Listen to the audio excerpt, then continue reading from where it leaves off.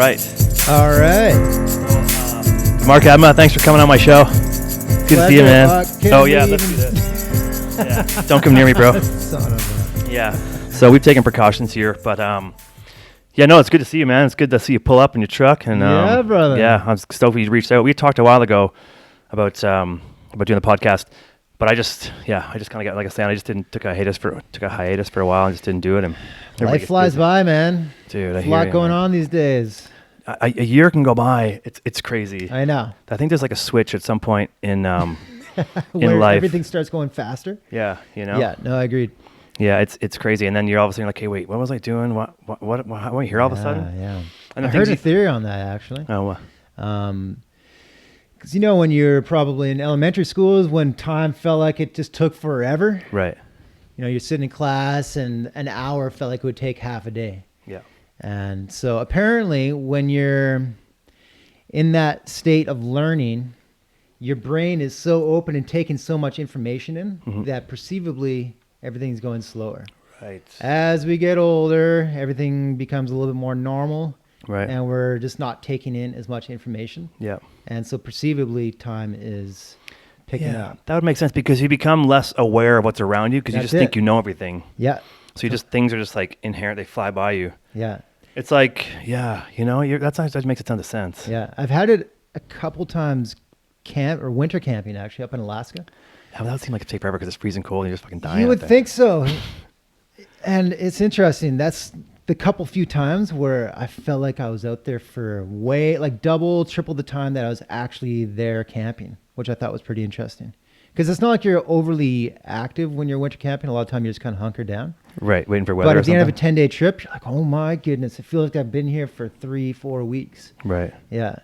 So I think there is, although you're not doing a lot, you're paying attention to a lot of external factors that are happening. Right. Can you pull this in a bit for me? Sorry, man. Yeah, just like sure, get comfortable while you're sitting there, so you don't feel like you have to move. Yeah. Oh, cool. yeah, nice. Sounds better, right? Yeah. Get your deep voice a bit deeper too. Yeah. Hello. Still working on that one. But yeah, I never camped in the winter before, so you got me on that. But I feel like it would be. I mean, those situations you're not doing a lot, but there's also so much in your mind because you. So it probably might. It just seems like if you're sitting out in the flat somewhere and, but you're just kind of waiting for it to get good or the light to come out or light's good, hit it kind of thing. And then and even though you're not doing much, there's still a lot going on. Just with you're constantly digging out tents. There's just a lot that's going into prepping food. Not that I do a lot of that, but I do I clean a lot of dishes when I'm out there. Yeah. Although Rubens might say otherwise. And it's just maintaining camp life, you're always doing something. I mean, that's the thing is like, before any of us could live in a house or we all lived and we were foraging or whatever we were doing here, it's all day to prepare yourself for the next day and the future. Totally. So if you're living in like in a camp for even if it's a week or 2 weeks, you got to make sure your clothes are dry. You got to make sure the tent's organized. You might make sure if the wind picks up, you can like hold on to shit, dig yourself out like you're saying. And, how much food do we have? We got to make dinner now because if we don't, it's going to get dark. And are the batteries charged for everything you're doing? Yeah. There's so much in your mind. That element of planning and also a bit of survival going on. Because when when you do finally have that day when you're going to go out and ski, well, now you're getting up at 3 a.m., 4 a.m. Yeah. And you got to be ready to go. Yeah, totally. And then there's the night before you're probably, or for myself, I don't sleep that well because you have so many things going through your head. And then that day in itself is so experiential. Yeah. And you're in severe terrain. Yeah, totally. So what was that thing in it was Eric Peterson or Peyote used to say it's not extreme skiing, it's severe skiing. Or no, it's Peter in an old ski movie. Okay. He said it's not extreme skiing anymore, it's severe skiing. Yeah. And I was just kind of like thinking that it kind of hits me sometimes. I don't get into that crazy situations, but yeah, I try not to. Yeah, but I mean, you're like, I could imagine there's not anxiety, like maybe a little bit, but like just like trying to go to bed thinking, like the nerves. Over years, you've been skiing for 100 years or so right now, straight? Yeah, probably? give or take. Yeah, a few, since before you were born, yeah. So like, there must be, I don't know, you get, people say they get used to it, but then I see comedians stuff and stuff, they never get used to going on stage. There's still the butterflies that come into you and, every time, man. Right, yeah. Yeah, that's kind of the beauty of it. Right. Is, you're constantly being tested because the conditions and the terrain's always changing. You're always going somewhere new or trying to go somewhere new, right? That's totally. That's the search. I guess. And I think even if you're going back to the same place, there's new layers going on in the snowpack. Right. Yeah. And the snowpack. That's like, I mean, that's a wild card in itself all the time. Yeah, totally. Right? I mean, every hour, I'm sure. I mean, every hour it changes. Yeah. Yeah, but I guess, I mean, there's experience coming with what you do. I mean, you've been doing it for a long time, and you take people with you. People go with you who have been doing it for a long time. Yeah. And you take, no matter how much you know, I think most people still try to find someone who knows more than they do to go with them. Yeah. Yeah. Right. So if you're going out there, you're like, hey, I want to go, but if I can get this guy to come with me, he's been doing this 10 times as long as I have, or been here 6 times before, or whatever. Yeah. Just make it a bit more confidence. But yeah, I get butterflies just thinking about it, man. Right. I'm getting them right now. I gotta shut this down. I gotta go to sleep. But like, yeah, I think, speaking of the time thing, yeah, there's stuff when time goes by, like I've been working for a while there, and you can just get complacent and time goes by fast and you've done nothing. Like I've seen weeks where I'm like, oh, what did I do this week? I've done nothing. What's going on? Go and do something, right? I know, man. And like you can get into a complacent time where you just sit, and not you, but like some people, it's easy to just kind of, after a day or two of doing nothing, the first time's the hardest, it's like when someone gives you drugs, like first time's the hardest and you do it, you love it. Yeah. But if you sitting around becomes a thing you just do and you get stuck in it. Yeah. And then people who also do like never stop, they never stop sometimes. That's it. And I think for that reason, I want to try a 10-day silent meditation. Oh, cool. Or I've heard Aubrey Marcus where he goes into like a 6 or 7 day, what do you call it? Essentially a deprivation room. It's completely black. Right. So you don't know what time it is. Right. You don't know whether it's Yeah. night or day. It's raining, it's snowing, it's sunny, They're giving you some food. So you do it at a place. You go to a place. I guess. Yeah, you I guess you went to Germany to do this. The Germans, they got crazy shit. Yeah. Smart people. But I think the idea of doing a silent meditation and just having that time to practice, just sitting and being still and being okay with it. Yeah.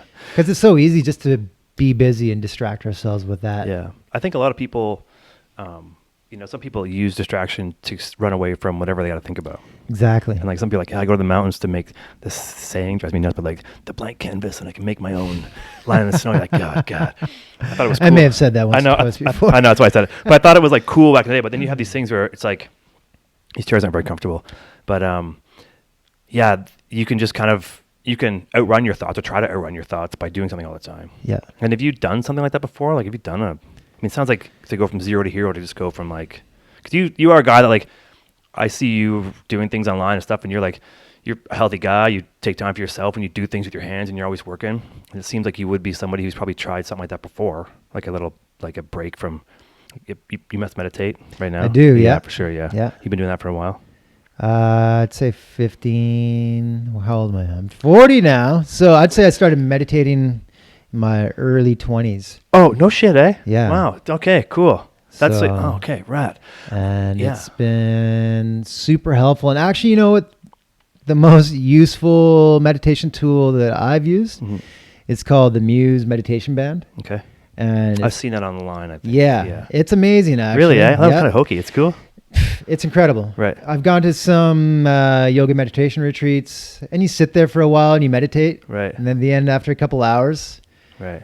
I'm asking myself, was I just meditating? I don't really know. I feel like my mind was all over the place. You Right. know? Isn't the point of meditating to try to let that happen, but try to keep bringing it back? And it's like, Yeah, it's creating that awareness. Right. But it's so easy for your mind just to go running all over the place. Sure. And it takes a while to recognize that, hey, I was just all over here. Now bring it back. But what the Muse meditation tool does, it relays your brain information to your phone and then lets you know what your brain is doing through soundscape. So you can choose from like a rainforest. I use the ocean. Okay. Yeah. So if my brain is overactive, then the waves are crashing and the wind is blowing. And then as you learn to calm your mind, then the waves subside, the wind stops, and then when you're in your calm state, then you get these little bird chirps, which is kind of funny because then you get a bird chirp, you're like, oh, I'm doing it, and then all of a sudden you're gone again, right? Wow. Yeah. Yeah. So what it's doing is it's creating awareness or an audible tool to give you that awareness, Right. to let you know that, hey, you're over here, bring her back in. Wow. So I think it is just that. It's an awareness tool so that you can be more conscious of when you're getting distracted. And especially these days, I'm completely guilty of it. I'm doing what I need to be doing work-wise, and then I pull up my phone. And then I'm scrolling through my phone, and it's kind of that process. And I'm like, all right, bring it back in, throw my phone to the other side of the room so I don't have to look at it anymore, and so I can just stay focused. That's so. I'm going to ask a question after this, but I want to know, when you have the app thing, the Muse thing, your phone's not, you're not actively interacting with your phone. It's just no, I've got my eyes closed. So the app is like sensing your brain waves and sensing like slow and fast patterns. Yeah. And going, well, he's got fast patterns. Let's calm him down a bit. Yeah. Okay. I thought for you, like, you have to like see it, but that's pretty cool. It is. And so I found that just by doing 5 or 10 minutes of using the Muse was much more impactful and created a lot more awareness to myself than just sitting there for 2 hours and not knowing if I was really doing it or not.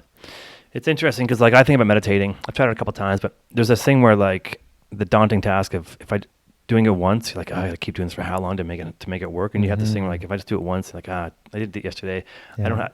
It is 5 minutes. It is 2 minutes or 3 minutes. It's taking that time, just like committing to that little bit that's what I understand anyway. It's like being able to say, well, at least if it's 5 minutes, I've done that. And then, like, 20 years later, you got all the shit on your head. But I find like, if I look at my phone, dude, like, on my phone time, I know. I look when at it on your purpose, weekly rates or your weekly percentage has gone up. It's disgusting. I know. I'm not even going to say it. It's so embarrassing. I was like 12 hours sometimes. But now I'll have, like, my phone. I don't let it lock. So sometimes I'll just be on an app for a while. But I've started putting my phone out here to charge at night while I go to sleep. So I used to take it with me.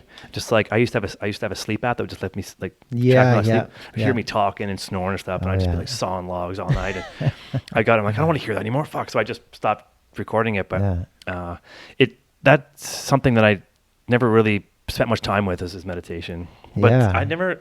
It's fucking cool that you said you did it for 20 years. I never would have, like. No offense, obviously, but, like, I never would have thought that. I mean, I thought you were into it now for sure. I wouldn't be surprised if you, like, I've been doing it for a couple of years, but 20 years, wow, it's cool. And then, as of recently, indirectly, I've been meditating through doing the Wim Hof. Oh yeah, okay, cool. So he does these guided follow on breathing, Instagram. And so it's this intense breathing. For 40 breaths, I believe it is. Yeah. And then you exhale, and then you hold your breath. And it's interesting. You wouldn't think you'd be able to hold your breath after you've exhaled. But through this breathing process, you're oxygenating your whole body. Right.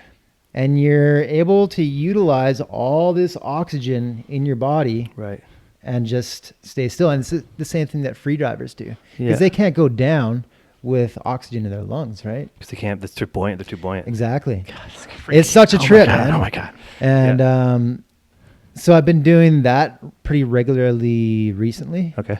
And his whole thing is, as you're holding your breath, he's having you focus on calming your body, slowing down your heart rate, and with that, for me, it's just calming my mind, because I think as soon as your mind starts racing, well, then all of a sudden you're forgetting about relaxing your body, and then you're not gonna be able to hold your breath for as long. Your breathing rate changes no matter, like, totally, for sure. I can imagine that. I watched him on Joe Rogan one time.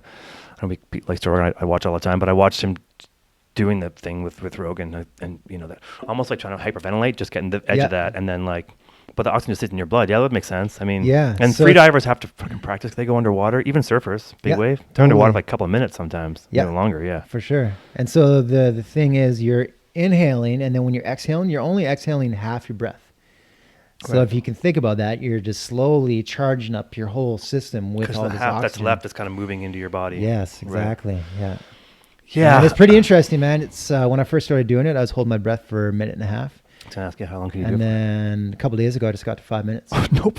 What? Yeah. No shit. That's cool. It's pretty wild, man. Wow, that's cool. Yeah. Yeah, I mean, I've heard of, obviously, surfers and freedivers doing breath work and learning about, you know, because, I mean, they follow that kind of rope down, and then there was that one girl who, I guess, died. This is kind of morbid, but I remember hearing the story. She didn't ring the bell right away or something like that, and then it took a second, but that last, like, 2 or 3 seconds was it. Like, it didn't work. Yeah. Like, she couldn't get to the top again or something. And they brought her out. I think maybe she died, but she passed out underwater or whatever. Yeah. But it comes down to, and one thing I was trying to, I didn't really bring it up earlier, but the idea of, like, dedication of like, if you just keep doing it, it will change. Like I was Totally. doing this burpee challenge, it's lame, but I was doing them for like 60 Oh, days, nice. did them for 60 days. And Yeah. I did like 7,000 burpees. And I was like, oh, what am I doing? At first, I just did it one day. I'm like, I'll do it again tomorrow. I never, but all of a sudden I'm like, oh, after 60 days, it's way different than the first day. It's 100% different than the first day. Yes. And so that alone is like one thing I could prove to myself that you do things repetitively. Yeah. It does become easier and Totally. you can feel the effects. Yeah. Yeah. I mean, when you're skiing and you're in places where it's like when you're stressful or when you're in a spot where it's like anxiety, do you have these tools you pull from like in those moments? Like, okay, take 2 deep breaths. Or? Yeah. No, breathing is huge for me. Cool. Yeah. Yeah. Right. Because it's just a quick way to be able to relax your whole nervous system. Right. Because when you're stressed, you get put into fight or flight. Sure. Which means you're getting thrown into the back part of your brain. Right. Whereas for myself, I want to be in my frontal lobe. That's where you're going to be operating from a place of intuition and just have more foresight. And I think you're just going to be able to plan more accordingly. So that's a big focus for me. Have you had any big head injuries? I've had a few concussions, Right. but nothing major. Okay. Right. I haven't really been knocked out for, I don't know, Right. So you're not maybe like 10, 15 seconds would be the okay. max. Right. And it was just one in particular. And it was way back in the day. It was probably 2004. I was skiing in Mammoth. Okay. And I was skiing there early season, skiing through this chute, and I hit some rocks Right. underneath my skis, and basically kind of brought me to a stop, but pitched me forward and left into the rock wall. Right. And Dang. that's how I got all this stuff right here. I think I saw an old school picture of that. Maybe Yeah, that was a different time actually. okay. Yeah, Does that ski one in the didn't face? really. Yeah, that was the ski in the face that you would have seen. Right. Okay. And that was all these guys right here. Damn. Yeah. So I think I've had over 9. At least they're going into wrinkles now, so you're good. I know. Yeah, it's not a bad look. I know. It's so wild. Hey, Sorry. getting wrinkles now. Oh, dude. Yeah. I don't. I had a facelift a while ago, or I had an accident, so I don't have many wrinkles. But I'm always curious about head injuries because, skiers and snowboard stuff, like and skateboarding and stuff. Like before I really got into it, I used to ski race, but helmets weren't a thing if you're just kind of skiing around. Mm-hmm. And even still now, helmets aren't really. In skiing, they're a lot more frequent for sure. Yeah. I think snowboarding is getting that way too, but skateboarding, it's not. You can't wear helmet skateboarding. You get laughed at. You should. Yeah, you should be, especially in that sport. Dude, yeah, concrete. Fucking, I know. Yeah. I know. But I'm always curious how people deal with head injuries because I didn't really deal with mine, so I'm always worried about or not worried, but I'm curious, like because you're a healthy guy, you do things, and it's like if you're all these things that meditation and breathing work are definitely. I've been told and I've read that they are good for concussions to help you kind of like keep your brain functioning. Yeah, I believe so as well. Yeah. And neurofeedback, I hear, can be beneficial. There's a Don Valet. Yep. Yeah. Then there's a neurofeedback clinic in. Yeah, there's a dude in town here. I think it's a girl now too. Who does it at that Whistler clinic. In Creekside. Yeah. I don't know what that's about though. It's kind of like that helmet strap you're talking about, right? But it's more like the doctor or whatever just reads your, like, is it like There's a few different methodologies with neurofeedback, right? And that is one using light in front of your eyeballs. Okay. Obviously in front of your eyeballs, but and then the other back is of your head. I can't see anything. Yeah. The other is through sound. Oh, okay. And so it's creating connectivity between both sides of your brain. So it's like building neural pathways. Is it like okay, cool, totally, right?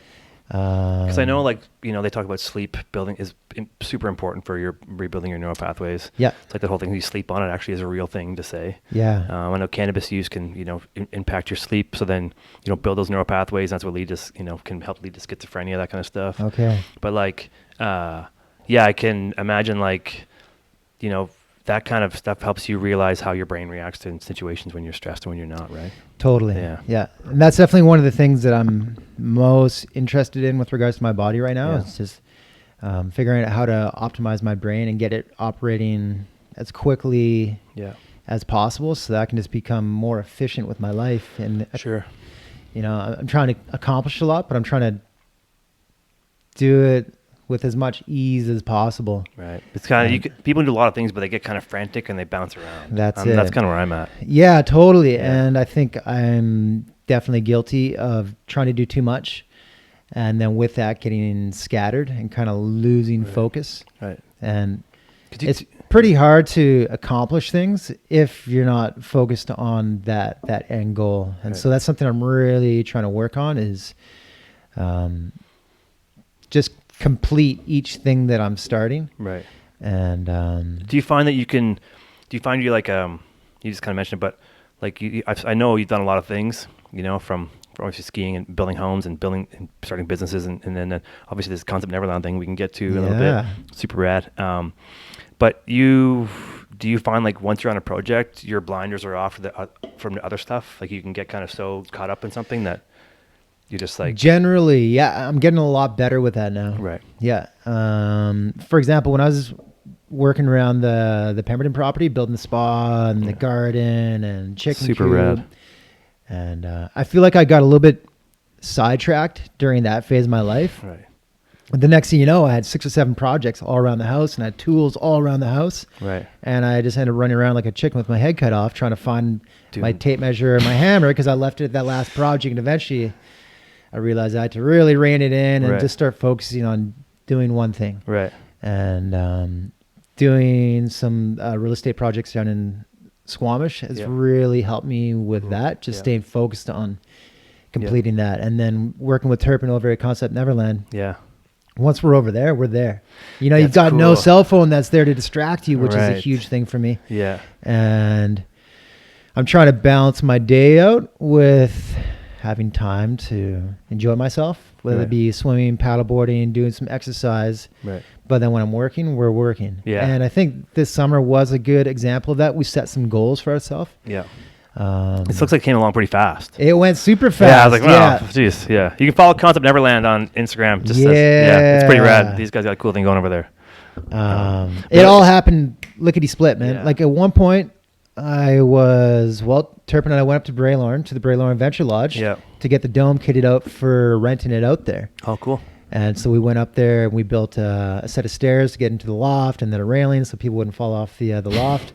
And then the very next week, all of a sudden, Gambier Island came up. Right. And so we decided to move the dome from Braylorn to Gambier. I saw that process. Looked like a bit of a scene. Oh, my goodness. Yeah.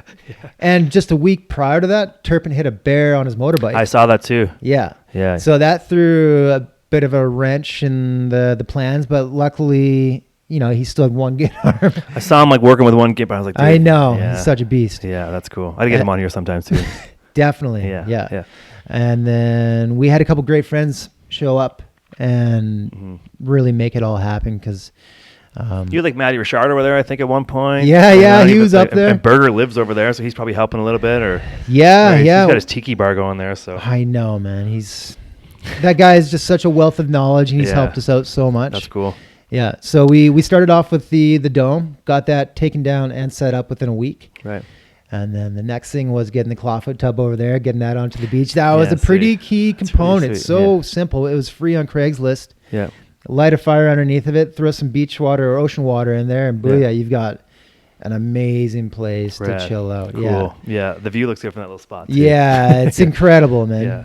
But I guess the cool thing is I'm going to question too, is like when you have friends helping you when you do things, does it help you focus to have other people around, because you have like a bit of reliability from them, and you're also like a common goal, where if you're by yourself, you can probably get like somewhat like bogged down and just kind of go out and get, walk away for a bit. But does having that support keep you more focused, do you think? It does and it doesn't. Right. And Turpin's, he's an awesome guy. Is he distracting, or is he like? No. He's crazy hard working. Yeah. Okay. Cool. Yeah. He pushes me. Cool. Yeah. And then having friends there, I think my biggest thing is ensuring that they're still having a good time, and I'm not cracking the whip on them. It's hard to be a host while you're having your friends help you. It's like bringing pizza and beer to have your friends help move you. Yeah, that's it. And for my friends that have known me for a while, I'm kind of that guy where if they come over, they're probably going to end up helping me out because I'm always building something, you know? Yeah. And I'm thankful that I still have those friends in my life. So thank you to all of you. Shout out to whoever you are, for sure. No, that's cool, man. You got a lot of projects. I think it's like, you seem to always have a lot of things happening.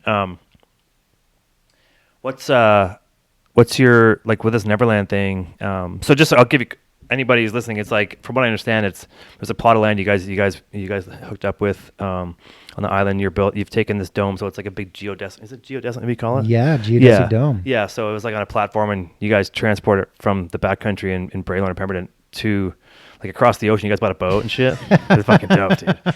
It's like beachcomber shit. So then I see that you guys are building this thing. So is that? I mean, you can divulge whatever you want to, but is that just your own personal use? Are you guys going to try to like? Is it like a place you want to have people come and visit? Like, is it like not going to be a business, or is it more just like an escape for you? And it definitely started off as a passion project. Yeah, right. Turpin and I realized that we really enjoy working together. Obviously we've been friends for a long time, and so Turpin was on the hunt. He got back from China. And I saw him in the village after somebody's birthday, and he was like, "Yeah, we did this thing with Abma on the island." And yeah, he's probably doing a tubboat captain or something like that. He was mentioning. yeah, totally. Yeah. The sky's the limit for that guy. Yeah, for sure. But yeah, when he got back from China, he did his quarantine. As soon as he got out, I brought him out to Gambier Island. Yeah, and we went and camped out on the beach for a night, and that evening just kind of started talking about the next step in life, and what we want to learn and how we want to live, and talked about living in the mountains versus living on a lake versus living on the ocean, and just kind of realized that the ocean holds so much abundance, so much, from sea vegetables to fish like crabbing, prawning. Right. There's just a lot of food there. Yeah. And a lot to learn with being on the ocean. Good for your mind, good for your brain, good for everything. It's like totally, staring at trees, but you're staring at the ocean, right? Oh, yeah. Being next to water is just so therapeutic. Yeah. And also super gnarly. Yeah, for sure. I mean, yeah, because the water's, people talk about surfing. You're just at the mercy of whatever's happening on the shores, really. Yeah. And so, are you going to learn like spear fishing and stuff? Yeah, we've got a spear gun. Oh yeah, yeah. Dirt hooked it up and gave Turpin one. Yeah, cool. Yeah, sweet. So that's on the list. We're still honing in on our crabbing, prawning. Of course, thankfully, Burger's there to show us those ropes. Yeah, cool. Turpin's been fishing for a long time and hunting, so he's now learning a little bit more about ocean fishing. Yeah. Excuse me. No, it's all good, man. Everybody burps on this show. It's fine. I turn my head all the time. I might have to get a beer in a minute here anyway, so we'll be dead air for a second. But and you can hunt deer on the island after, I think it's November 1st. So we're just kind of realizing that, there's all this ocean life. There's food, foraging on the island. We're going to get a garden and a greenhouse. Cool. And, I've been near to off-grid living and dabbled with it, but I feel as though this is really allowing us to fully dive into it, right, and really understand how to manage or produce and then manage power through solar, wind, and water microhydro. That's cool, because I think when you were talking earlier, about being in the backcountry and like kind of like being prepared for every day coming next, living off the grid is like, you need to always be working to keep that next thing coming. Like, because you're going to have to get hot water for the day. So you got to start a fire. It's something simple like that, right? Yep, totally. Or then you got to make food. So you got to get that water. And if you're getting natural water, I don't know if you might have to purify it. You got to boil it. Maybe let's just say, right? You got to boil enough to make water. If you can make water, let me know. But it would seem like that off-grid thing is like it's inexpensive in a way, but you need that time to do it. Like you can't just go and live off the grid. You need to have time and living simply is not that simple. No, right? That's the thing. It's a lot of work. And the last time I was there, I went over there with we had a crew of people. So it's kind of entertaining and making sure that everybody was really enjoying their time. Right. But I had a fire going inside of the dome to keep it warm. Yeah, right. I had a fire going to have the wood-fired hot tub going. Right. I had a little bonfire going so people could hang out, enjoy themselves. I had a little fire going in the pizza oven. Right. I saw that. Yeah. Is there enough wood on the island to sustain you guys for long? There's so much wood. It's crazy. Trees grow so fast there, and there's so much dead stand. It's remarkable. That's good. And then we've got a clawfoot tub going. Yeah, cool. So I wanted people to be able to enjoy that. So at one point we had 5 fires going. So I was just running around, making sure everybody's stoked and having a good time. And that's cool. And I really do enjoy that. And I appreciate, or I enjoy offering people that experience to be able to just unplug or disconnect and reconnect. And it's remarkable. The change and the difference that people can experience just in one day. Yeah. I think that the thing is, everyone thinks, oh, we got to live simply. And people don't realize, and I mean, I'm probably guilty of it too, some people don't realize, is how simply, when they say we got to live simply, people's like, I want to have less in my house. I want to have this. But I'm still but to live, the extreme of simply is, off the grid, finding your own food. Obviously, you take supplies over, I'm sure, but I mean, you can't. I mean, until you start making your own beer, or doing moonshine in the forest, get that corn mash. But there's a lot. I mean, it consumes your days. So then time goes by fast, right? It does, man. And those days, time goes by fast because you're occupied. Yeah. And then, I guess getting back to what our plan is for the property. Initially, it was a passion project, but now we seem to be getting interest in people that want to come experience the place. Sure. So whether that's coming over there for the weekend, or whether it's in the form of a retreat. Sure. So all those options are something that we're starting to explore now, and being that it's so close, it's easy to get people over there. Kind of Jolly Roger. We can get you over there in 15 minutes from Porto Cove. Oh, sweet. Right. Yeah. Cool. Or now we just found out there's water taxis going from Horseshoe Bay to our dock, and it only costs $30. Really, eh? So that's pretty cool, man. It is. One day, my buddy and I paddleboarded from Bowen Island back to Whitecliff Park. Oh yeah, and nice. it took us 45 minutes. Yeah. So I can imagine that's just Bowen Island, but I can imagine if you're in a boat to get to Gambier. What side are you on? Are you on the coastal side, or are you on the mainland side, or are you on the mainland side? Oh, so you're closer. So we're kind of the closest point. Right. That's cool. So that's rad, man. And you got So with that, we got the as far as things that we got done this summer that I was really stoked on checking off the list, especially now that we've gone into winter season here. We got the dome set up, got the yurt set up, wood fire tub, pizza oven, clawfoot tub, and we got a shitter, which is amazing because we were just pooing in a bucket for a while. Not awesome. No. And then we also got water flowing. Cool. So then, do you have? Is it like a I don't know how you say this, or even compostable? Yeah, compostable pooper. Essentially, it's kind of the poor man's version. Right. Yeah. Okay. So you're just putting sawdust on top of it. Oh, and the sawdust is actually it's an enzyme that helps kind of break down. It does. Yeah. It's already, because it had been sitting around for a while. It already had those that active bacteria. Right. I could be botching that, and then you put that down, and so that just kind of helps speeds up. Right. That's what they do with compost, right? In general. Yeah. I think. Yeah. Right. Totally. Yeah, that's fucking cool, man. Yeah, and actually, we've got ourselves set up so that we can have a flushing toilet. So next spring we'll be saltwater bidet or something. That would be nice, man. I'm a big fan of the bidets. After hanging out in Japan, I'm like, why are we wiping our butt, man? You have to look at your poo on your paper.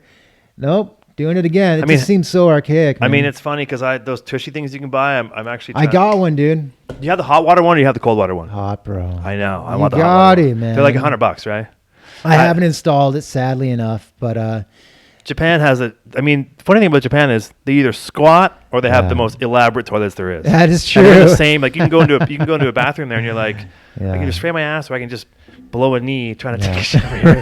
It's interesting, but the squat way is actually the best way to clean yourself out, right? Yeah.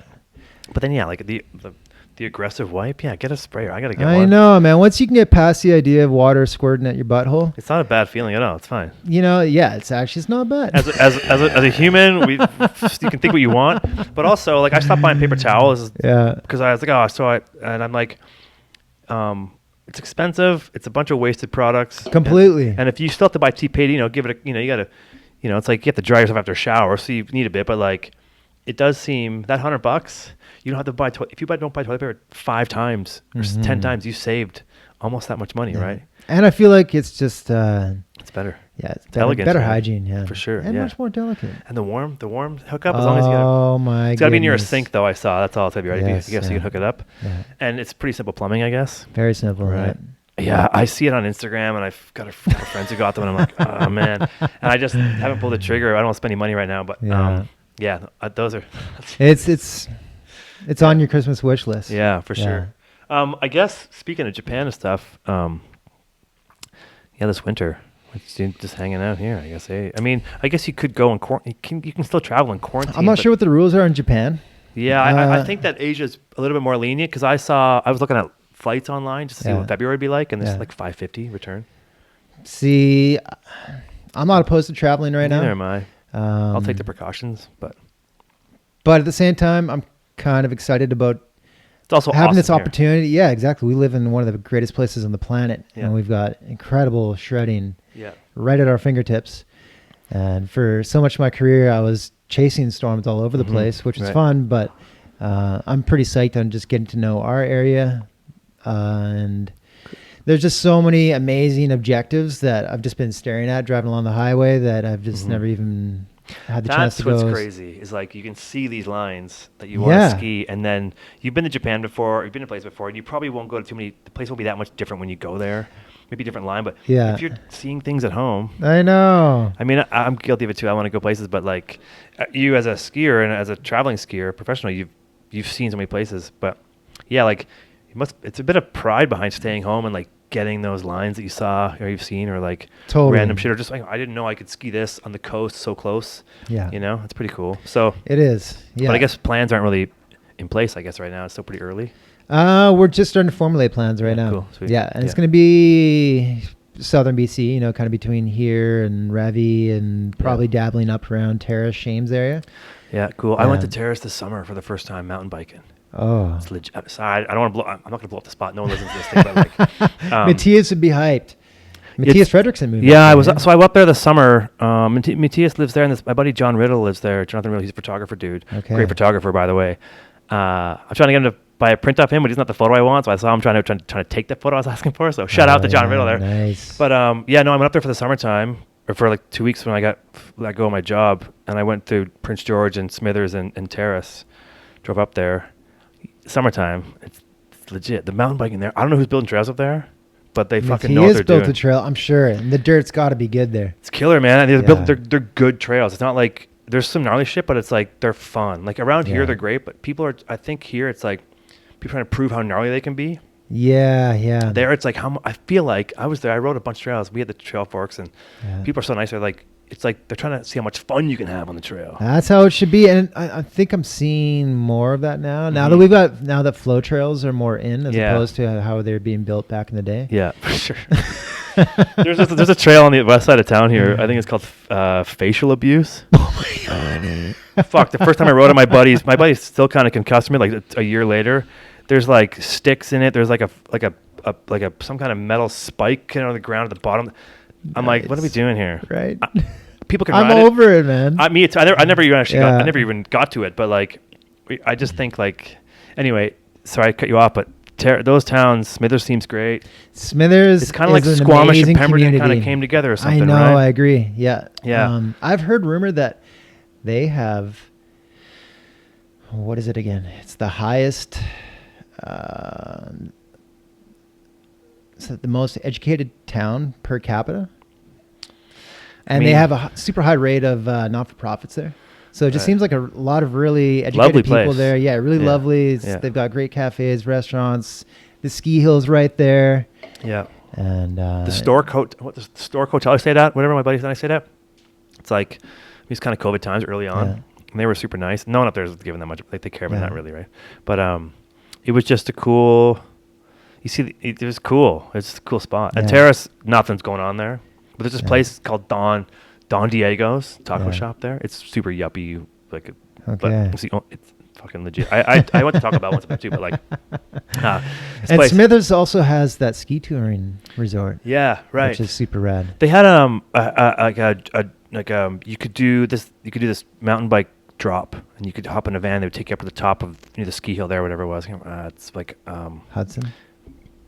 Totally, and it's a super long downhill. It's like super epic. Oh, I bet it is. So we were trying to get to the Yukon, but the Yukon was closed because you couldn't get there. Okay. So we just stopped in Terrace. So we did Terrace and then Smithers on the way back twice. Yeah. But yeah, it's a mountain bike town.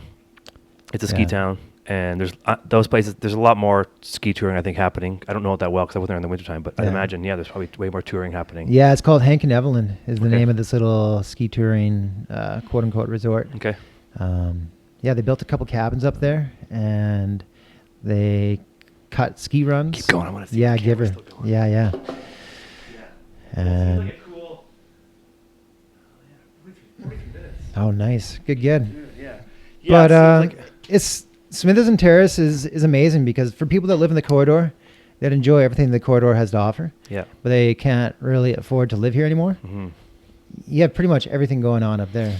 Yeah, I thought about it. That's when we were talking earlier about places to live and stuff. And, you know, there's like, for me, it's employment and be able to pay your bills and stuff. But it's also like, that just, if you just make it happen and go live somewhere, right? Yeah. Like, and that place, I think Smithers Terrace is pretty far, but it's legit. Mm-hmm. And I saw my buddy Daniel Pendergrass. He's doing this side channel thing where he's making his like these overalls for like pretty much under overalls for like any sport. They use them for like ice, fly fishing.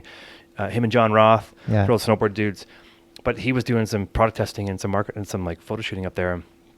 And I was up there too, but not at the same time. But I just see the photos that we were taking and stuff, and you know the fishing up there is amazing. Skeena River is one of the best. Yeah, right, yeah. And then the mount, I can't say enough, and it's not gonna blow it up, but the mountain bike there is fucking killer. Yeah, it's so killer. Yeah. And if Mateus has something to do with it, kudos to that guy, because and the skiing is world class, especially in Terrace. Sure. Yeah, we used to go film up in Northern Escape Heli, and okay, that makes sense. they've got full spine walls and huge pillow lines, and of course they get massive amounts of snow. Yeah. But being that far north, it's a little bit colder than it is here, Sure. so it can be kind of the perfect storm up there. Right. Yeah. Speaking of that, do you still is it Tucker? Is it The Tucker Snowcat. You still have that thing? Well, it's parked in the Okanagan these days. Oh, okay. Yeah, but yeah. you did you like there was a relic you found and bought it and then rebuilt it, or I mean? Well, I worked on it with Chrissy's dad. Oh, okay. Right. Yeah. Okay. So we worked on it for a fall. Anybody who doesn't know, sorry, it's like an old school like groomer, or like it's like 4-track. It looks like a tractor with a old school truck body on it. It's like pretty cool looking. Yeah. And it was pretty wild. I was talking with Dave about it and just asked him what it would take to get it going, and he thought it would take elbow grease, 5 to 7 days, definitely some elbow grease and a lot of grease. Yeah. And so I kind of factored in 10 days, and we started working on it in November. And anytime I had a bit of a break in my ski schedule, I was driving back to the Okanagan, working on the Snowcat. Right. And then he had a crew of a few guys in Summerland that were helping out the Snowcat as well. Cool. So collectively, I can't even imagine how many days everybody put into it. Myself alone, I'm pretty sure I put in 20 to 25 days. Right. And it's funny when mechanics talk about they put in hours. You're talking about days. Yeah, it was wild, man. Yeah, it's a cool machine, but it's not in your life anymore, or is it? You know what? It was a good project. Yeah. It's a beautiful machine. It's cool, yeah. And we did some great trips with it. Yeah. But it's kind of scary. Not scary. But you're kind of rolling the dice when you're driving that thing. It's probably like it's probably an only Russian. If it breaks down in the middle of the hurley, you're fucked. It's going to sit there for a long time. You can't heli it out. You can't tow it out. No. How much? What must weigh like? I don't know. It's actually not that heavy. Oh, really? Yeah, it's a small engine. It's aluminum body. Oh, it feels like you're sitting inside of a Cessna. How old is it? Like 50 1969, years old? Man. Oh, so greatest 50, year ever. 70 years. Yeah, greatest year ever. Yeah, yeah, it's cool. That seems to me, it would seem like in Terrace there's some guy with one of those with an operation. It's like, yeah, grab on the back and we'll tow you up there. It seems like that's what's kind of like what Terrace would be like, or those small towns would be like. Yeah. In those operations. But speaking of those places, do you have when you talk about like to have like spines and stuff up there and everything else? Yeah. Locally in BC, there's got to be. I mean, this is a dumb question, but do you have like a favorite operation you've been to? Like, is it like Island Lake or Chatter Creek or somewhere Northern Escape, or do you prefer heli and Snowcat? Or I mean, obviously touring's different now. Like, I mean, maybe back in the day, maybe it's more because you're probably more like human powered now. I do a bit of everything. Yeah, there's definitely a lot of ski touring, sled access skiing, sled access ski touring. I haven't been in a cat in a few years. Right. I haven't really done much heli either. Right. Not to say that I'm totally opposed to it, because there's a time and a place to be able to access amazing terrain. Yeah, totally. But our sleds are just so incredible now. They can get us to so many wild places that we used to have to use helis to get to. Yeah. And just for a fraction of the cost. Yeah, and such a fun to fly around, and they're safer. I mean, I'm not saying helis aren't safe, but you're on the ground, at least on a sled. Yeah, you know what? And I find heli skiing when we're filming can be super productive because obviously it can get you up and down really quickly. Sure. But when it's kind of marginal weather, I think touring up to you learn the snowpack. You have time to assess. You can hear things, the whoops, whatever's going on, and then you assess the terrain. So you're walking up and you sense it. That's the one thing I think about ski touring is cool. It takes forever, and I'm not the best athlete, but like you do learn the snow as you go. Oh, I love that. Yeah, which is cool. And it's also solitary, and you're like, with yourself and just getting some exercise. Totally. And I find when you're in a heli trying to find, let's say it's kind of in and out, sunny and cloudy, which it quite often is. First off, you spend a lot of money, so that kind of adds to the stress level. But primarily, you're looking for big lines or bigger lines when you're in a heli. Yeah. And so that's great if it's a perfect bluebird day and the conditions are perfect. But if it's kind of marginal conditions or you've got a bit of cloud, then it's so much easier to be on a sled and look for micro features. Sure, yeah. Because quite often that's what makes in the movies anyhow. Yeah. And I find from the air, it's pretty tricky to be able to really hone in on that. Yeah. Whereas when you're on the ground, whether you're ski touring or whether you're sledding, you can see those little one-off features so much easier. You get a better sense of the scale too, I think. Totally. That looks pretty good. You get like this, like fucking 80 feet. You're like, I can't do that. Yeah. I mean, maybe you could, but yeah. No, but I mean that's always a thing. You're always trying to use some sort of point of reference to know what size that cliff is going to be or how long that line's going to be. Right. And so that's always a thing. What you think is a 20-footer might be a 40-footer, or vice versa, right? Right. We talked about skiing a bunch. I love skiing. Shout out to skiing. Yeah, word. But what do you do on the other side? Like, do you mountain bike? Like, I don't know. What else do you do? I do. I try to mountain bike as often as possible. Yeah, cool. I don't kiteboard as often as I would like. You kiteboard? Yeah. Yeah, cool. Yeah. Okay, sweet. Being a Squamish, I mean... Is there something going on with Squamish where there was like an issue where they were going to shut it down or something? I saw John Smart was like all up in arms about something. Yeah, I know they've been talking about... The spit was going to be... Changing the spit or moving the spit. Right. It's a scene down there. I've been there a couple times. I don't know anything about it. It's busy, man. Yeah, for sure. But there's another place to launch your kite, which is less busy, a little bit more... not as friendly. Right. But... More local. Yeah, exactly. Yeah, right. So and it's a beautiful sport, man. Yeah, it is. Yeah, I really, really enjoy it because prior to kiteboarding, I'd never really done any sort of wind sports. Okay, right. And I didn't really understand how much power there was in the wind. Fucking scene, yeah. Until all of a sudden, once I learned how to stand up on a kite, and I started ripping down the water uncontrollably, did I realize how fast you can get going. Yeah, completely, man. And all this, and it's quiet. Right. Aside from your board on the water, and so prior to that, I'd done some wakeboarding behind a boat. And all of a sudden now it's kind of the same sensation, but quiet. Yeah. And then all of a sudden you learn how to start jumping. And all of a sudden that's a super cool weightless sensation that brings you back down in the water like you just stepped off a curb, Right. I was watching a whole crew of guys out there. They're in their 50s and 60s, still sending it. Yeah. And that was pretty cool to see that this is a sport that I can continue to do at a high enough level. Yeah. Without dealing with too much impact, as long as you're doing it right. Right. Yeah. all I see is like send fails and somebody's like 80. Oh yeah, totally. Along like a rag doll. Yeah. And it's kind of cool in the way that you probably start off in a wakeboard, which is how most people do it, and then you can move to a skimboard, then you can get onto a surfboard. Okay. And with that, you can now start riding waves, which is a whole other wild dynamic. Yeah, and I bet. I spent some time on the Oregon coast, and it's kind of interesting because when you're on a surfboard and you're trying to get out through the whitewash, you're duck diving. It's kind of whitewash can get a little old, whereas now it's like this moving terrain park. Right. And you've got all these kickers that are just shaping up in front of you, and you're just airing off all the whitewash until you get out to the break, and then you're slashing. Yeah. And that's cool. I've never I'm not sure if you can say caught waves, but been on so many waves in my life as I have been as I have been on my kiteboard. It's sick. I watch TV all the time, but I watched there was some I think it was in South Africa or something like that. A guy kite surfed for fucking ever. He was like some record. He went for like days and days. He Oh, was yeah. pulling ashore in camp. He's like, his feet were all like, you do something for a long time, you get Yeah. fucked up, right? Oh, yeah. But like just watching them go and like the freedom of it all, it just seems like, I don't know much about it, but there's a lot of gear.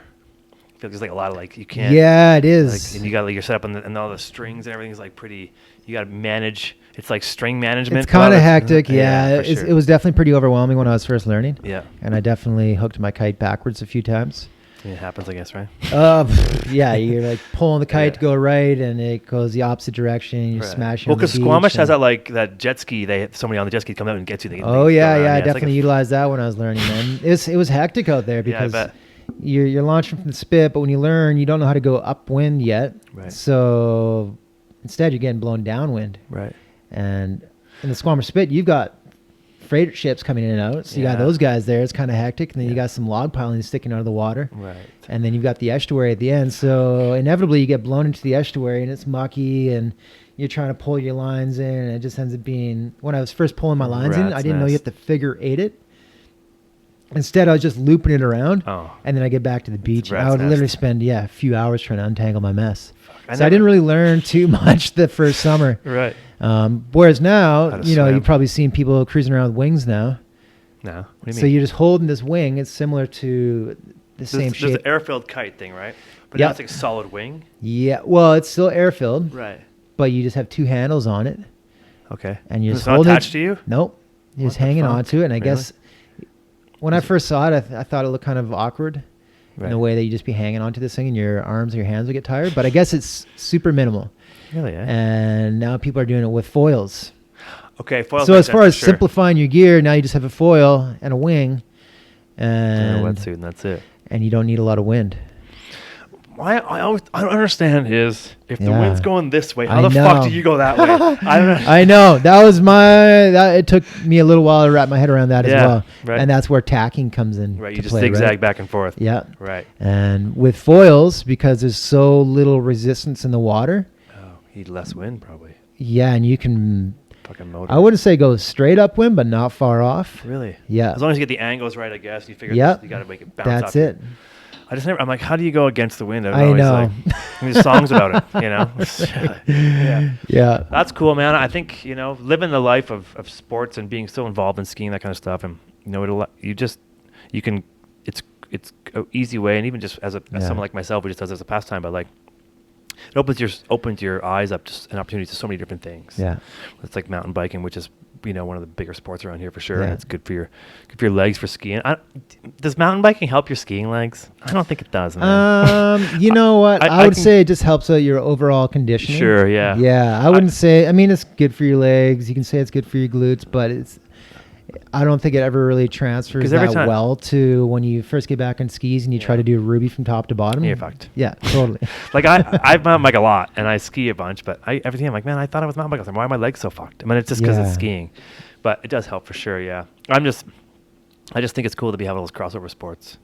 It is, for sure. Yeah. And that's what I kind of enjoy about the sports that I do. Although kiteboarding wouldn't really be that, but biking. I really enjoy hiking, actually. Like I try to utilize the Chief as often as possible. Sure. Yeah. I enjoy pushing myself that way. That's a good mission for an hour and 10 minutes up and down. If you've gun it, it's a killer workout. Totally. And it's cool. And it's good bang for your buck. You're whatever time you get up there, which is pretty short. Yeah. It's, you get this amazing view, and it really, for me, it never gets old. No. And it's kind of cool is because I lived in first Squamish. 70, I think it's like 85 stairs the first set. It's 80. That's always the hardest part for me. Mission, dude. Out of the gate, I hate when you got to go out of the gate straight up. Yeah, totally. Tough. Yeah. But when I was in my early to mid 20s, I was living in Squamish, and I used to go hike the Chief. Okay. But I actually stopped doing it because I found my knees got too sore. Yeah. Coming down. Dude. Yeah. Have you seen that? It's like Chasing Ice. It's a documentary on Netflix. No. There's this guy who puts up like time-lapse cameras all over the Arctic, and he's watching glaciers recede. Okay. It's pretty cool. It's a really good environmental kind of like view on how glaciers are receding. But his knees are he has to go get a knee operation. They're destroyed. So he's been hiking for so long and walking for so long that you see him, he's crying, he's like broken down. I wish I could remember his name. But he's been putting up these time-lapse cameras all over the world. Oh, yeah. It's a pretty popular show. It's older. It's a few years old. But his knees are destroyed from hiking. Yeah. Yeah. Well, what I found was kind of interesting was my knees are actually better now than when I was in my mid-20s. Right.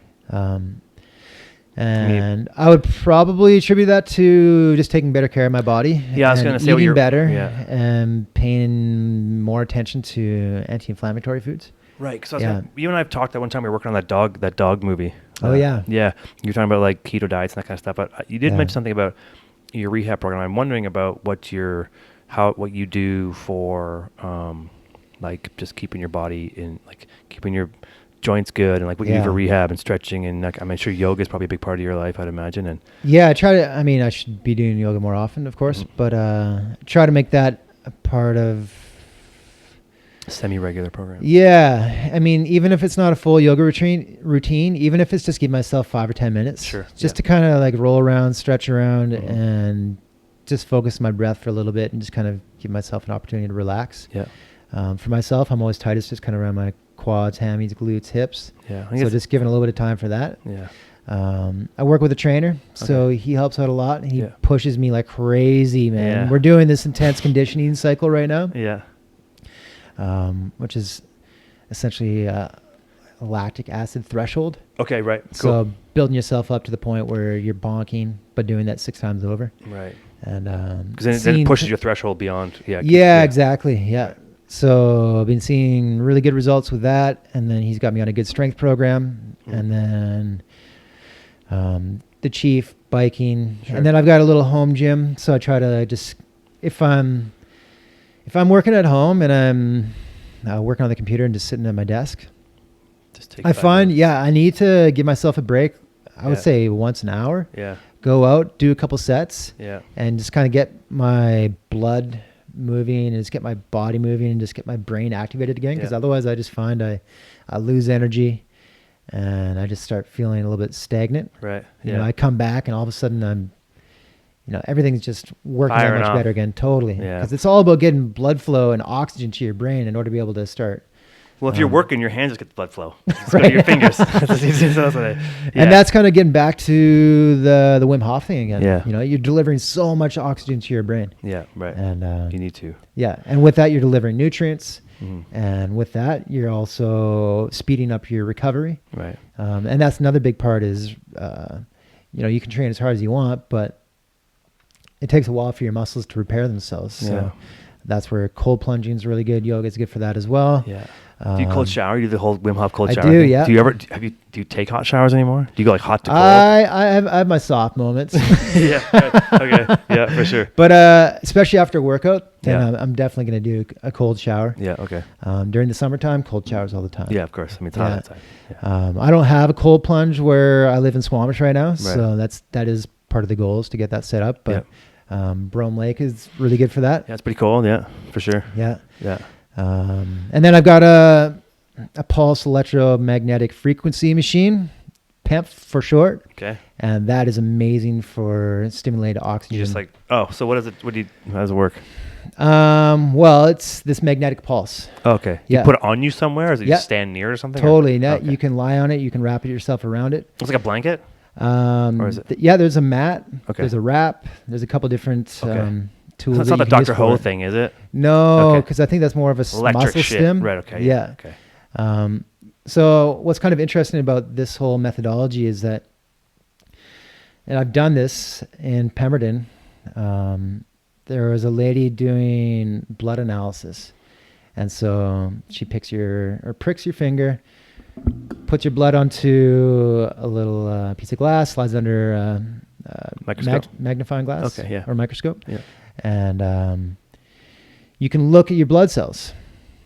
And when she looks at it, more often than not, your blood cells are all kind of coagulated.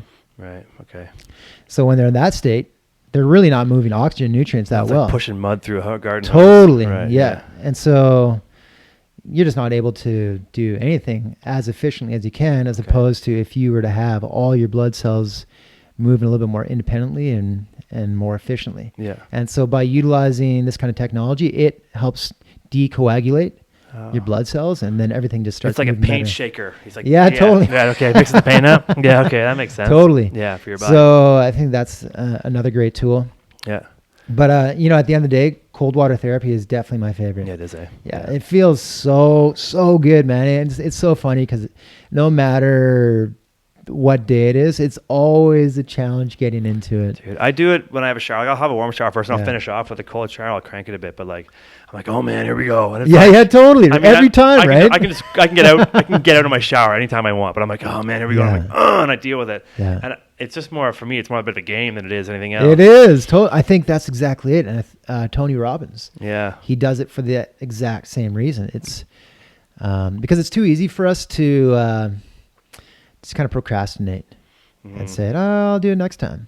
When you know you should be doing it because it's for your greater Just close good. your eyes and think about it, just give it a twist and go wait and like even if Yeah. as soon as you hop out, even if you hop out right after it happens, Yeah. it still gets you going. You're drying off faster. Totally. The whole thing gets going, right? Yeah. So it is really a great tool for brain training. Yeah. Just to committing to what you're setting out to do. Yeah. And of course that transfers to everything in life. Do you? I know you got some stuff to do here after this, but do you? I know, and I'm jumping around a lot because I don't. Good. My brain's all over the place. But like, I think I just forgot what I was going to ask you. Holy shit! You got her, buddy. Come on, bring this back. Fuck. It's something about. Damn it! Yeah, drink some water. You got time.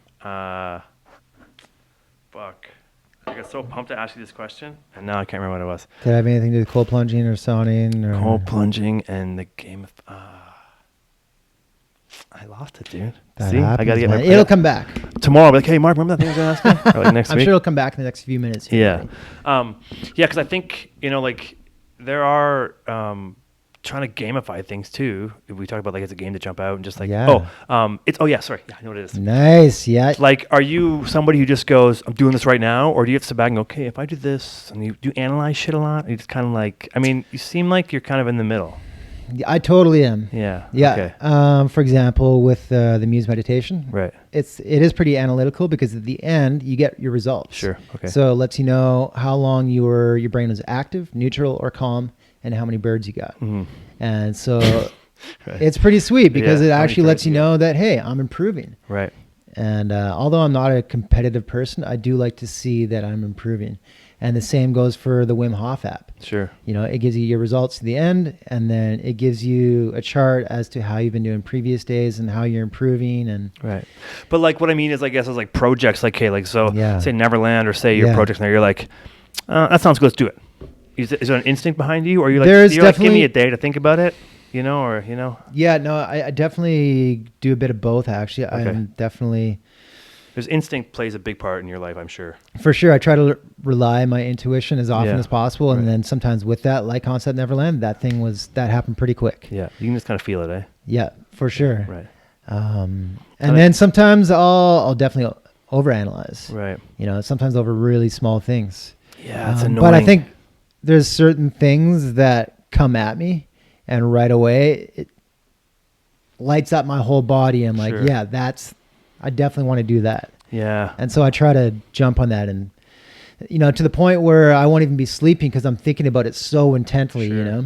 Does uncertainty inspire you more than like knowing what the outcome might be, or be more like aware of what the outcome could be?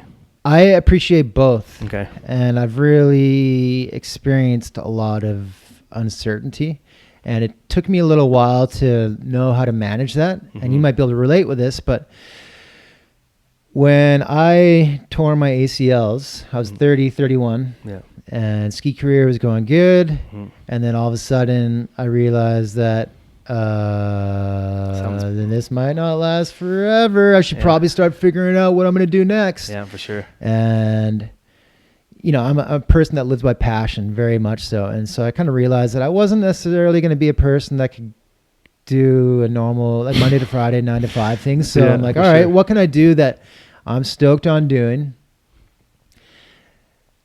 that's going to fuel me, but it's also going to give me a decent income? Because we Yeah. live in an expensive place Sure. here. And We want to have fun. And do yeah, I want to things. have fun and do all those kind of things, you know? And so I'm also a person that really believes in manifestation. Sure. So it was an interesting challenge being in that uncertain state and not knowing what it was to manifest. You know, like if you know you want to do something, then at least you can start working towards it. But I was like, I don't really know what it is.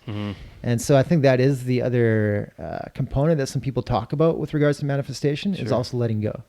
Yeah. It's like, all right, you know, you can create goals for yourself without knowing exactly what the end goal is. But as long as you're kind of moving forward in the right direction, then that's sometimes all you can do. Yeah, you just keep taking steps. I noticed manifestation, to me, in the last year or so, manifestation was the opposite for me. I was manifesting negative things and they ended up happening. And that's when made me realize, I'm like, holy shit, that actually works. Right? I'm like, wow, it works. So now I'm like trying to like, in the last little while, I'm like, okay, I'm trying to reverse that. And I noticed that it's working for sure. But I took me the opposite side of it to realize it actually works. Yes.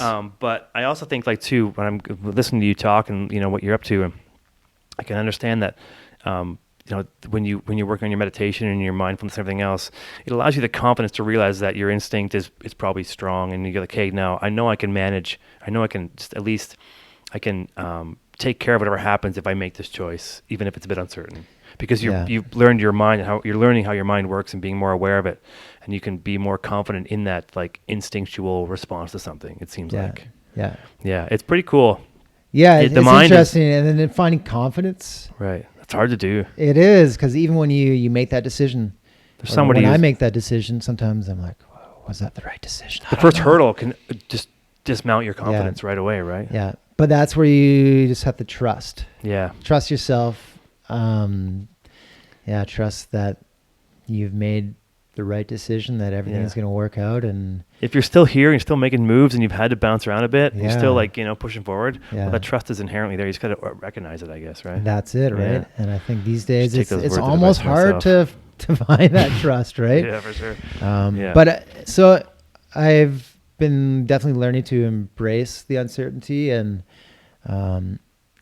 this whole COVID experience has been a really good opportunity just for embracing the uncertainty and the pivot that we have to make, and just being adaptable.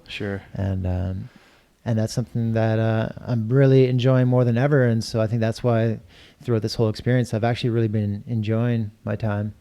And same. It's been good. So uncertainty is a funny one, but it took me, I don't know, 5 or 6 years of really working my way through that to the point where I felt like, or I now feel like I'm in good hands. And I'm there's always uncertainty up in the air, but I'm feeling like I'm just in a good place, and that everything that's going to happen to me is going to happen just as it should. And even if it seems gnarly, that's just as it should, you know. Maybe that's just life steering you in the new direction that you need to go. Well, every captain needs a lot of time to learn how to navigate better. And the sea is uncertain. So when the sea comes at you and you're a captain, you've learned how the sea can be uncertain, how you can learn that. So it seems like in our lives, like we're deciding how to be a captain, be like, learn how the uncertainty of the sea comes at us. That boat's got to make it where it's going to, right? Yeah. No, I won't keep you to talk. Our chat's been amazing, man. It's been cool to chat. Yeah, for bro, sure. it's been too long. I think it's been, I mean, we see each other once in a while, but it's been really cool. I was always inspired by how you operate, and just kind of was great to chat, because I mean, you know, I can learn from you, and just even talking about it helps us both learn about how we are, right? So, no, it's really cool. I mean, we could probably shut this down, but what's your? I mean, you might lose followers on this podcast. I don't know, but like, where do people find you at? Just like at Mark Abma. I mean, I don't know. I try to let people talk about social media, but Instagram. Just at Mark Abma. Sure. Facebook at Mark Abma. Right. I don't do Twitter. Twitter's a shit show. I go on there because I like to watch the world burn on Twitter. I mean, I rarely even go onto Facebook. I usually just do the Instagram. It automatically gets thrown on the Facebook thing, and cool. That's already enough of a distraction in my life. So that fucking phone. I know, man. Phone app or the phone hours. But these days, I'm definitely embracing. You know, at a certain hour of the day, I just realized that I've done way too much with regards to that thing. Some days, like, my hand actually gets sore, man. Dude, I got carpal tunnel from it for sure. My thumb got messed up early in the summer, and that's when I really realized. Do you ever just all of a sudden go, what? You're like sitting there watching TV, and you just like all of a sudden your phone's in your hand? Yeah. Like, I'll be sitting, I'll work, even if I'm typing away. I've been doing a lot of writing recently, and it's actually good for my brain. And all of a sudden, I'm like, my computer's over there, and I'm like, wait, whoa. Why is my phone in my hand? Yeah. And I'm just ready to start fucking consuming content and getting depressed because my phone. Right, Chaos, I know. It's so wild. And it's so talked about. It's funny. It's so talked about, and yet we're all so aware of it. Yeah. But it's just but we're also very unaware of it because we're just all of a sudden why am I Instagram? I've seen this. I'm trying to refresh. I know. And it's like now it tells you you've seen what you've seen. Right. I see that every day. I see that.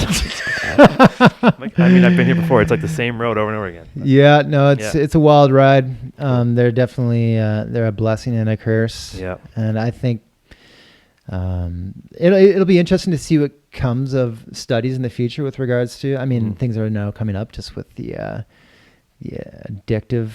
Yeah, results. Studies end up having results faster these days. People are like more people are studying it for sure. But I don't know. I'm going to post this on Instagram. I'm going to try to promote it. Well, totally. I think it can really be used to your advantage, and it really comes back to that self-awareness again and just self-control. And I think that's something we can all practice with everything we're doing, from the food we're eating to how we're taking care of ourselves to how we're talking to people. Yeah. And, just our own thoughts and. Thoughts can get you, man. They really can, and they can also make you, right? Yeah. So I think that's where we just have to really remember that our thoughts are so powerful, and if we can hone in on what it is that we're going for, then it just makes life more fun, personally. Yeah. Our thoughts are powerful, but they're also not what define us in some respects. So we have to be like aware that these are powerful thoughts. Yeah. But if we can I'm not even doing these things I'm saying, but if you harness those thoughts, they can be really powerful. But if you let them get to you, they can be just as powerful on the negative side, for sure. And that's where sport's really beautiful too, because just exhausted. That's the time when you don't really think at all. Yeah. So I thought that was cool, when you were talking about exercise stuff and just be exhausting yourself, your body helps your mind. Yeah. It's so overlooked, I think. And I'm trying to learn that right now and do things that exhaust me so my mind is stronger, which seems weird, but it's true. Yeah. For sure. Yeah. Yeah, no, there's a lot to be said about pushing yourself to the point of exertion. Mm-hmm. And with that, there is inherently stress that comes up in body and mind. Mm-hmm. But I think it also allows you to be able to deal with stress better. Sure. Because if you're used to a max amount of exertion and that little inherent bit of stress, then when smaller things come up, then they shouldn't bother you as much. No. Because you've learned you can get over obstacles by doing these things physically. You can get over mental obstacles. Those physical things are so mental, right? It's like when I'm doing this conditioning training, I'm sitting on a bike or a rowing machine. You want to get off. Oh my goodness. Yeah, I'm ready to puke, but I'm going to go for that remaining 15 seconds, and it's the worst 15 seconds, but it's it also really, the best. really is. Yeah. Right. So cool, man. Life's a wild ride, man, but it's such a good one. It right? is for sure. Yeah. Well, again, okay, but thanks for coming on, man. For sure, I really appreciate it. It's cool. Yeah, man. Yeah, let's get out there and shred, buddy. Yeah, for sure. I'd love to. I don't have my winters pretty free. So, all right, yeah, man. I'm going to get as ski as I can. And I'd love to have you back on. I've talked about nutrition and stuff too, and just, chat with you again. Yes, for sure. Totally. No, that's something I'm going to start honing in on a lot more in the near future is just sharing more of what I'm eating. Yeah. And more of what's happening in my, just my daily routine because, I feel like there's a lot of things that we can do for ourselves that can really help with creating more happiness. Sometimes not that hard. No, it really isn't, man. No, it's like the Wim Hof breathing thing's pretty easy, man. If you live in the sea to sky corridor, going for a little run or a bike, it was something that most of us Start with have 5 access minutes. to. Start with 5 minutes. Work to an hour. Work to whatever. Right. Totally. Jumping in cold water. We've got cold water everywhere. Just don't turn your shower all the way. Take the nozzle only half the way. I got to learn that too. That's my own. Yeah. Yeah. But, and then just learning how to become more conscious of what you're eating. Mm-hmm. They say that most of what happens in our brain actually starts in our gut. Which I eat so much pizza anyway. Oh yeah, but you know what? You can make good pizza, bro. Yeah, I just order. It's bad. Yeah. But you're right. Well, Creek Bread's got good pizza, man. You can do like a sourdough crust, or you do a cauliflower crust. That's actually one of my favorites. I made cauliflower bread one day. I made the cauliflower grilled cheese sandwich. Oh yeah. It was a disaster. Oh yeah. It tasted good. It was pretty much. I pretty much had to put it in a bowl and eat it fucking. Yeah, it's kind of like a casserole. Didn't work out at all. But yeah, no, I'm on. I need like I need some kind of like watcher. Be like, then like I need like a blocker for the Domino's app. I need all this stuff. It's brutal. But yeah. Well, let's get you trying the Muse meditation. Yeah, I would love to for sure. Yeah, Yeah. I gotta just send me. I'll find it. I'll Google it and just get see what them little the little Devices. Yeah, Yeah. Because I saw it online for sure a couple times. Yep. Check it out. Yeah, cool. And then I just need to get Turpin on here. Yes. Yeah. He's around, man. Yeah, okay, cool. He's shredding. I'm sure Yeah. you'll see him up I on don't know the if he's hill. like a podcast guy, but I'd love to chat with him for sure. Oh, yeah. He's a talker. He's got stuff to say for sure. Oh, I'll yeah, talk for to sure. him for sure. Yeah, for sure. He's traveled so much. He's Yeah. got so many amazing experiences. He's worked with so many different people. I called him when he was in the airport in Beijing. He was on Instagram. he was on Instagram. I saw him post like the Yeah. airport with him, so I called him on Instagram. We chatted for a bit. Yeah, he's an interesting dude for sure. Yeah, cool. All right, Mark. Well, thanks, man. I appreciate it, dude. All right, brother. And we'll talk to you again soon. Yep. All right. Cheers, See you. buddy. Yeah.